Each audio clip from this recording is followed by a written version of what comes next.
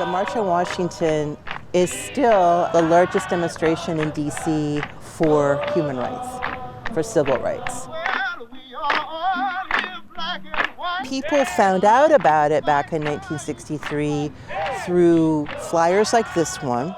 It's not Black America faces a crisis, it's America. All of us are facing this crisis. Freedom Now movement, hear me. We are requesting all citizens to move into Washington, to go by plane, by car, bus, any way that you can get there. Walk if necessary. We are pushing for jobs, housing, desegregated schools. This is an urgent request. Please join. Go to Washington. People took days off of work to travel all night. A lot of people would come to Union Station, and then you were told to walk here to the Washington Monument grounds. And this is where you could pick up badges, pins, banners, signs that were prepared and branded for the march. The man who organized this whole thing, Mr. Bayard Rustin. The first demand is that we have effective civil rights legislation, no compromise, no filibuster, and that it includes public accommodation, decent housing, integrated education, FEPC, and the right to vote. What do you say? Let us begin quietly and orderly to move out, remembering that by your great numbers, you have forced a slow, dignified, and stately march. We'll see you at the Lincoln Memorial. These 250,000 people from all over the country. It's August in Washington, D.C. It's super hot. There's not air conditioning everywhere yet. And the walk from the monument grounds to the Lincoln Memorial is about a mile.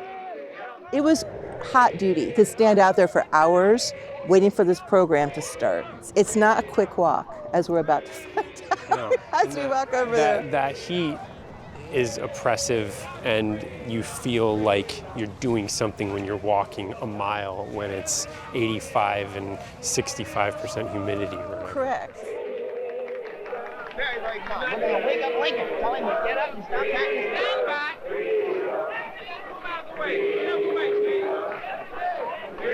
There is no state-of-the-art sound system, let alone jumbotrons. Martin Luther King wrote about the power of it being on television.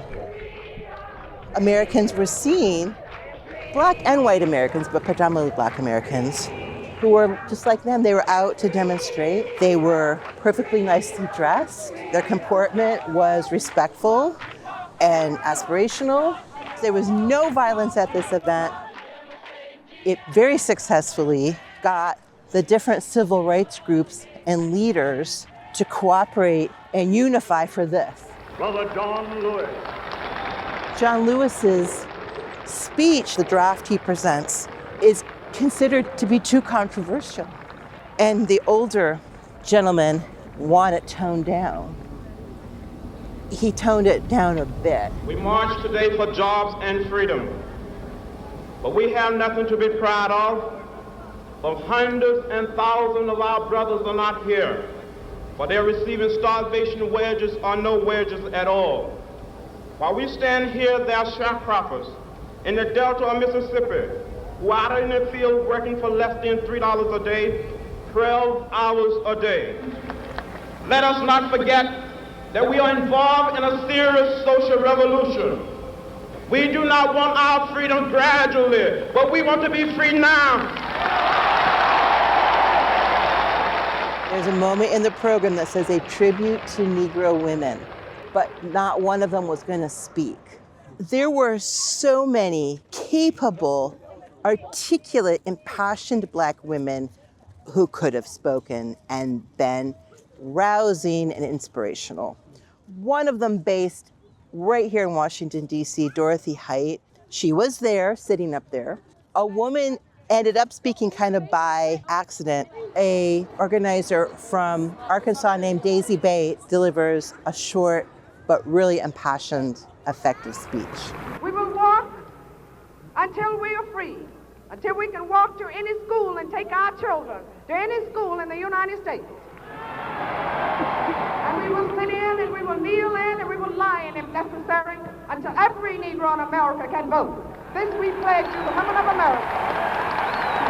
Dr. Martin Luther King, Jr. Let freedom ring from Stone Mountain of Georgia. Let freedom ring from Lookout Mountain of Tennessee. Let freedom ring from every hill and molehill of Mississippi, from every mountainside. Let freedom ring in Whitney Capital. When we allow freedom ring, when we let it ring from every village and every hamlet, from every state and every city, we will be able to speed up that day when all of God's children, black men and white men, Jews and Gentiles, Protestants and Catholics, will be able to join hands and sing in the words of the old Negro spiritual, free at last, thank God Almighty, we are free at last.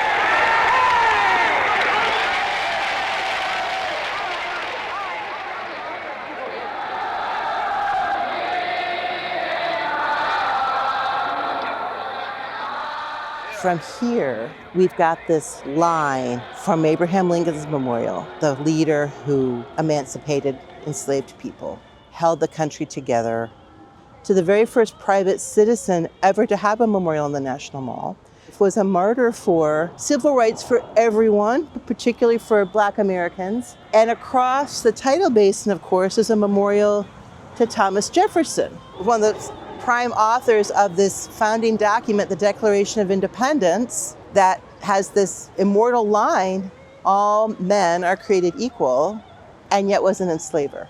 Dr. King was assassinated on April 4. Japanese cherry trees in DC get to peak bloom last week of March, first week of April, and then they're done. So this is ephemeral phenomenon. Brilliance, big impact, and then quiet, still there, but just different. The designer got this idea from the I Have a Dream speech. One of the lines is, out of a mountain of despair, a stone of hope. I think this has been one of the great days of America. And I think this march will go down as one of the greatest, if not the greatest, demonstrations for freedom and human dignity ever held in the United States.